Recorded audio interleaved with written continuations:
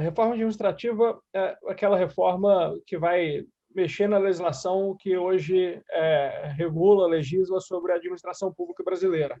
É algo que está no dia a dia de todo cidadão, mas que, de fato, a população acho que não sente esse impacto no seu dia a dia, né? Não é como a reforma tributária, que por pagar imposto o tempo inteiro as pessoas sentem isso, né? Mas, no fundo, todo cidadão brasileiro, queira ou não, ele é impactado, né, pela ineficiência da máquina pública brasileira, pela péssima qualidade de inúmeros serviços públicos que a gente tem no Brasil. Então, a reforma administrativa vem para modificar as regras que regem a nossa administração pública e buscar dar mais eficiência e orientação para a melhoria da qualidade dos serviços públicos brasileiros.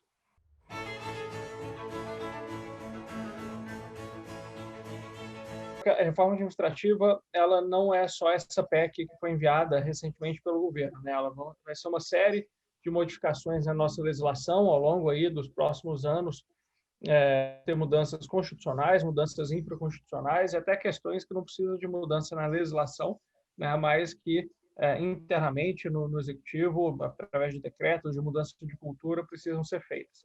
E a gente tem se dedicado ao longo desses últimos meses para diagnosticar, né, o status das diferentes frentes da administração pública brasileira e propor soluções.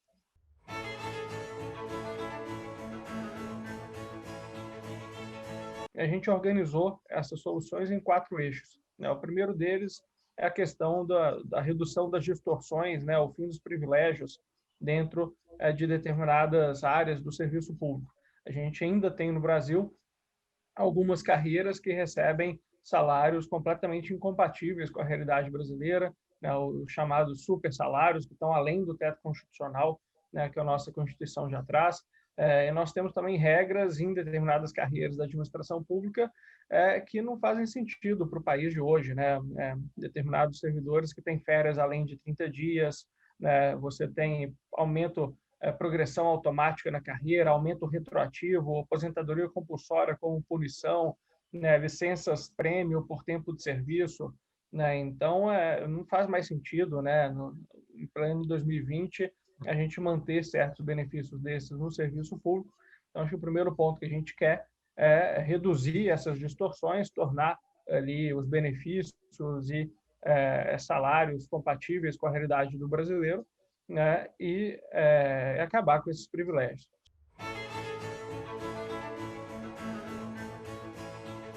O segundo eixo é um eixo bastante importante, que é a questão de gestão de pessoas.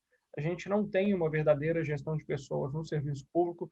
Muitas vezes você tem ali o departamento de pessoal, né, aquela repartição, aquela história só para pagar rodar a folha de pagamento, e não para olhar o servidor, né, como um profissional que quer e merece ser desenvolvido, reconhecido pelo trabalho entregue, pelo resultado com que ele atinge.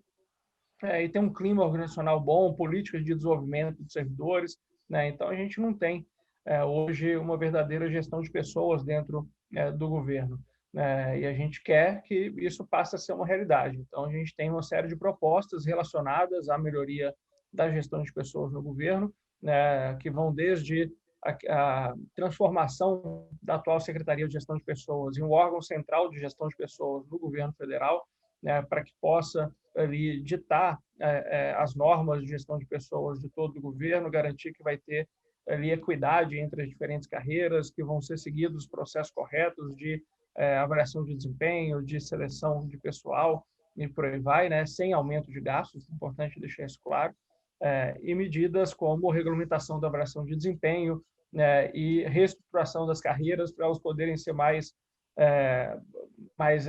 flexíveis, mais enxutas. Hoje você tem muito problema de mobilidade no setor público, com carreiras muito específicas, então a gente precisa deixar as carreiras com um desenho mais amplo para poder ampliar a mobilidade do servidor e ter planos de carreira ali compatíveis também com aquilo que se espera, progressivos, de acordo com o desempenho, e por aí vai.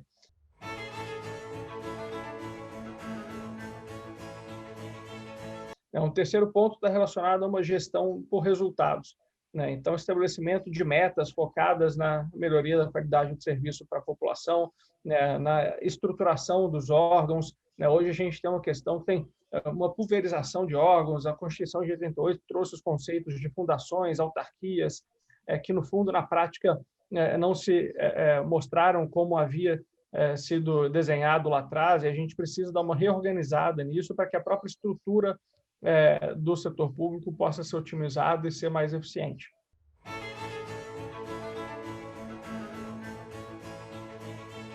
E o quarto ponto é um ponto da segurança jurídica, né? Hoje a gente vê o chamado apagão das canetas dentro do serviço público.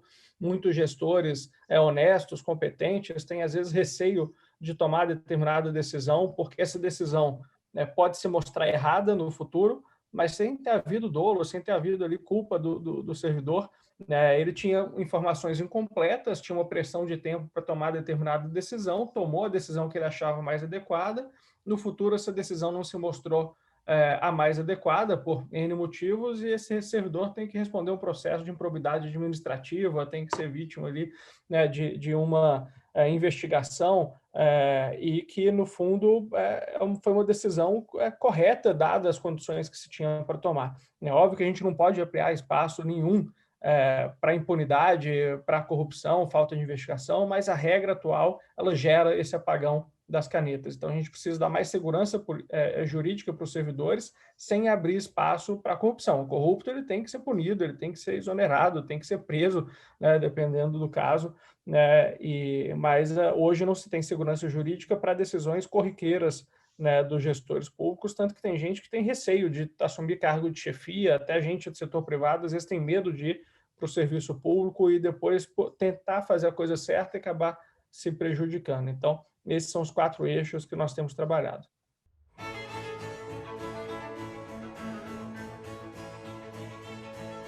Olha, Felipe, eu acho que acaba acontecendo, né, que de fato isso acontece não só com servidores, né, mas o Brasil tem inúmeros grupos organizados que fazem uma pressão, né, no Congresso, nos parlamentares, e os parlamentares às vezes se submetem a essas pressões e não enxergam o outro lado, que é daquela maioria difusa e desorganizada da população, que é beneficiada pelas reformas, né? E o que eu acho que tem acontecido nesses últimos tempos, a gente viu isso na época da reforma da Previdência, né, que finalmente a sociedade civil tem se organizado, né, tem tido apoio da imprensa, de inúmeros órgãos, né, da sociedade civil, que tem feito esse contrapeso, né, porque se a gente tiver, de fato, só os grupos que são contrários à reforma sendo vocais em relação a isso, às vezes o parlamentar que tem menos convicção, que está mais sujeito ali a uma suscetibilidade da pressão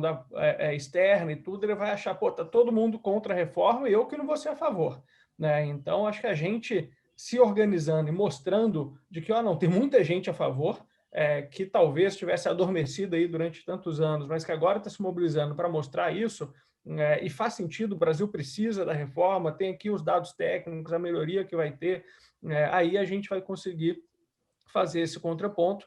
É o que nós temos feito na frente parlamentar, com o apoio do CLP, Instituto República, Fundação Lema, inúmeras outras organizações, né, que têm nos ajudado a fazer essa mobilização e construir a articulação necessária para que a gente possa fazer esse contraponto. E tem muitos servidores que são favoráveis à reforma. A reforma foi construída dentro do Ministério da Economia com o apoio dos servidores do Ministério da Economia, né?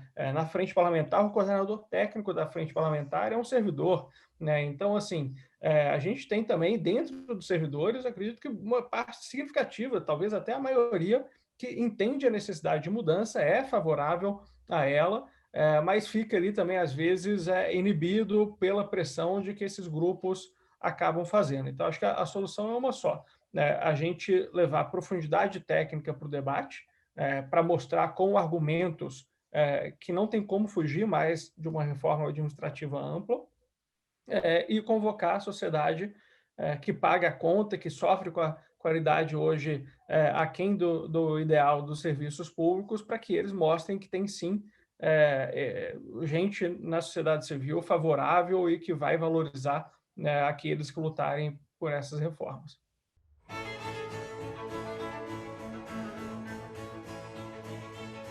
essa questão de se vai valer para os atuais, para os novos, depende muito do que nós estamos falando, né? A proposta de revisão de vínculos do regime jurídico único, acho que tem menos espaço para a inclusão dos atuais, porque aí tem uma discussão de direito adquirido, que eles ingressaram no serviço público com aquela proposta de vínculo, etc. Agora, você tem outros aspectos que não tem discussão. Por exemplo, se a gente regulamentar a avaliação de desempenho, que já está prevista regulamentar o desligamento por insuficiência de desempenho, que já está previsto na Constituição desde 98, aí acho que não existe nenhum espaço para discussão se vai valer para os atuais ou não. Acho que todo mundo que entrou de 98 para cá, que é a imensa maioria, já ingressou com essa previsão na Constituição. E tem alguns assuntos que estão no meio do caminho. Por exemplo, o que a PEC 32 traz de vedação a essas distorções e privilégios que ainda existem no serviço público, não existe argumento jurídico para ser contra, né? Você ter uma prática em determinada carreira ou até uma previsão em lei de que vai se ter férias de 45 a 60 dias, né, não é um direito adquirido. Você modificar essa legislação para que hoje a lei que prevê que professores universitários têm 45 dias de férias e dizer que a partir daqui só pode você modificou a lei, passa a ser 30, não tem direito adquirido nisso. A resistência que existe é política. O próprio presidente, pelas declarações que ele deu, ele não quis incluir atuais servidores, mas eu acho que a gente não pode mais admitir que essas distorções permaneçam. Imagina só, você vai ter agora os professores universitários atuais que ganham 45 dias de férias e os futuros que vão ter 30. Aí você é coordenador de um curso, você tem que ficar alocando os professores sem saber, vendo se eles vão ter 30 ou 45 dias de férias para fechar a sua grade, coisa assim. Acho que tem que ser para todo mundo. Isso daí, para mim, não deveria ter discussão, porque é muito claro de que esse tipo de prática não pode mais existir na administração pública brasileira, mas, obviamente, você tem uma pressão grande daqueles que hoje usufruem desses benefícios, que querem continuar usufruindo, e nesses pontos que eu acho que a gente precisa muito aí do apoio, né, da sociedade para mostrar que, ó, eu aqui nunca tive 45 dias de férias, 60 dias de férias, então eu que pago a sua conta, não vou admitir que você tenha, né? E aí a gente, com isso, conseguir incluir os atuais servidores também nessas vedações.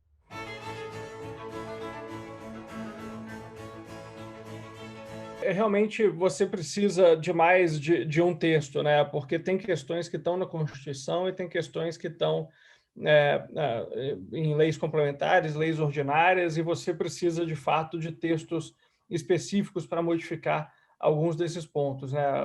O que a gente vai fazer de mudança agora na PEC são questões mais estruturais, mais amplas, que vão valer para os três poderes. Agora, você mexer, por exemplo, na regulamentação da avaliação de desempenho. Isso é uma lei complementar que não tem como você não precisa mais modificar a Constituição, né? Você precisa da lei complementar. Então vai ter que ter essa lei específica. Já tem uma que tramita há 22 anos no Congresso e tem a previsão de que o governo mande uma outra. Agora a gente precisa mexer nela. Daqui a pouco a gente revê o atual Estatuto do Servidor, a Lei 8.112. Precisa de uma lei modificando a 8.112. Então, eu não vejo muita alternativa que não seja, de fato, a gente teria um conjunto de projetos, né, para ir modificando cada um desses pontos, mas eu acho que eles podem caminhar em paralelo, né? Agora, claro, as intenções estão mais voltadas ali para a PEC 32, né? Estamos na expectativa de instalação da comissão, mais uma vez que a comissão foi instalada, já o governo ali, e nós que somos favoráveis à reforma, já tivermos endereçado os principais pontos, acho que daí já tem espaço de começar a discussão, né, da regulamentação da avaliação de desempenho, da reestruturação dos planos de carreira, né? Acho que dá para ter uma certa concomitância em número desses projetos para que a gente possa, né, fazer esse pacote todo que eu estou mencionando caminhar mais ou menos junto, né, e não precisar terminar a tramitação do primeiro para iniciar do segundo e só daí a gente ir para o terceiro.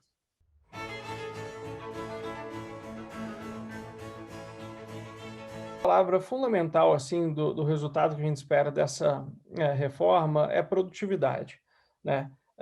Até de vez em quando o pessoal faz uma conta econômica, pô, se a gente aprovar isso, vai ter uma economia de tanto e tudo. E claro que numa situação que o país está, qualquer economia é bem-vinda, mas eu acho que o principal intuito dessa reforma é mexer na produtividade do setor público no país. Hoje a gente não tem dentro do setor público os incentivos corretos para valorizar aqueles bons servidores que querem entregar mais resultado, que querem ir além daquilo que se espera deles, você acaba criando uma situação onde o servidor ele presta o concurso, a partir do momento que ele toma posse, ele já sabe que, independente se ele ir bem ou não, independente se ele entregar mais resultados ou não, ele vai ter os mesmos a mesma remuneração do que todos ali que entraram junto com ele, vai ser promovido automaticamente de tantos em tantos anos, que a avaliação de desempenho vai ser meramente protocolar, que o estágio probatório é para inglês ver, né? Então, assim, que incentivo você tem para ir além? Sendo que você indo além ou não, né, você vai ser recompensado igual. Então, é claro que tem muita gente que, apesar disso tudo, vai além. Né? Eu vejo isso no dia a dia, dentro ali da Câmara, né? O pessoal que trabalha com a gente, os servidores estáveis e tudo, trabalham para cacete, querem fazer, né, a diferença, e tem isso em inúmeros ambientes do serviço público. Né? Eu sou filho de servidores, eu conheço inúmeros que fizeram e fazem ainda trabalhos excepcionais. Agora, você precisa ter uma estrutura que reconhece esses para que é aquela velha história, o ser humano reage a incentivos. Se você não tem incentivo para o bom desempenho, você não tem punição para o mau desempenho, a tendência, em geral, é você se acomodar. Né? Então, a gente precisa mexer nesse sistema de incentivos, né? Dos dois lados, como eu falei.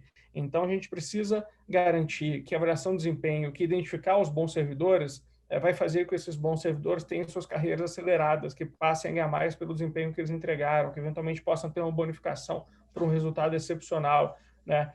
Assumam maiores responsabilidades por conta disso. E aqueles que tiverem com desempenho insuficiente vão receber ali um feedback, vão ter um plano de desenvolvimento para eles, mas se eventualmente esse desempenho não vier a ser satisfatório, né, esse servidor tem que ser desligado, não adianta, né? Você ali insistiu, ficou, deu treinamento, deu feedback e tudo, e o cara não reage, não faz sentido a sociedade continuar pagando o salário de alguém que não está entregando o resultado que deveria. Né? Então, a gente precisa mexer em todo esse sistema de incentivos dentro do serviço público, que ainda não existe, e com isso, só na mudança desse sistema de incentivos, você já consegue gerar esse efeito. E aí tem outras questões que são mais estruturais mesmo, né? Então, questão de como você faz um redimensionamento do pessoal que você tem, quando você tem carreiras tão específicas que você não consegue mover o servidor de uma área que tem uma não tem uma está sobrecarregada, tirar alguém de uma área que tem um excesso ali de oferta de servidores para ir numa que está faltando. Né? A regra atual, se o servidor quiser, ele consegue. Agora, se ele não quiser, ele não consegue ser movido de jeito nenhum. Então, você, como gestor público, você tem também poucos elementos nas suas mãos para que você possa readequar ali o dimensionamento de pessoal e as áreas nas quais você responsável para direcioná-las onde mais precisa. Ontem nós estávamos num seminário com o pessoal do serviço público da Austrália e da Nova Zelândia, e eles também estão passando por reformas administrativas. Eles falaram: olha, aqui a gente conseguiu aprovar algumas mudanças que dão mais flexibilidade para a nossa gestão, que foi essencial para agora no combate ao Covid, a gente poder realocar os servidores de local e colocar onde a gente estava precisando. Se a gente não tivesse aprovado essas reformas que nos dessem mais flexibilidade, a gente estava ferrado. E aqui no Brasil acaba que as regras são favoráveis à paralisia, quase. Né? Você só pode contratar servidor temporário em caso de emergência. Né? Mas aí você contrata um professor para os próximos 30 anos e se muda a demografia da sua cidade, daqui a 5 anos você já não precisa mais, porque não tem mais jovens suficiente para ter aquele volume de professores. E aí, o que você faz? Hoje você não pode fazer nada. Então, a gente precisa dar mais flexibilidade também nesse sentido para o gestor público, para que você possa aumentar a produtividade do setor público e, com isso, melhorar a qualidade da prestação de serviços e ter um serviço público adequadamente dimensionado para a necessidade atual né, da população e não para a necessidade que tinha 10, 15 anos atrás, que acaba que é o que acontece hoje com regras tão rígidas como a gente tem.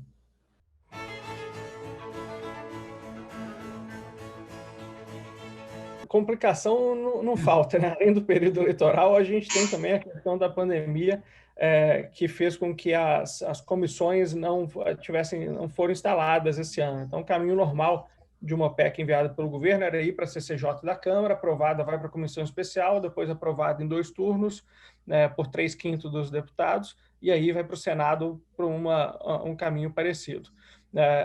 Sem a CCJ instalada, está se construindo qual que vai ser a alternativa para que a PEC possa começar a tramitar. Né? E nós temos expectativa de que nas próximas 2, 3 semanas se consiga construir esse acordo ali dentro da Câmara para que a PEC possa finalmente começar a tramitar. Nisso, nós já vamos vencer o período eleitoral também, que infelizmente diminui a produtividade da Câmara. Eu não gostaria que fosse assim, eu tenho trabalhado todos os dias igual ao trabalho em período não eleitoral, mas boa parte dos meus colegas deixa de lado o trabalho parlamentar para se dedicar à campanha, e isso, obviamente, prejudica.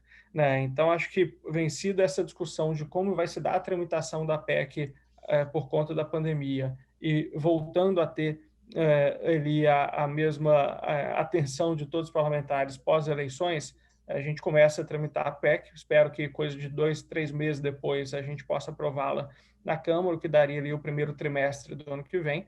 É aprovado na Câmara, segue para o Senado, e eu acredito que a gente já pode começar a discutir os outros projetos seguintes na Câmara também, para que a gente possa ter não só a PEC aprovada no primeiro semestre do ano que vem, mas ao longo do ano que vem os demais projetos que são essenciais. A PEC é essencial. Agora, só aprovar a PEC e não aprovar os projetos complementares se muda pouco. Foi o que aconteceu lá em 98. Né? Aprovou uma PEC super importante, nunca veio o projeto complementar, e aí você fica com o resultado aquém do que você poderia ter. Então, a gente precisa ter essa atenção aí para não só a PEC seguir adiante, mas os demais projetos também serem aprovados.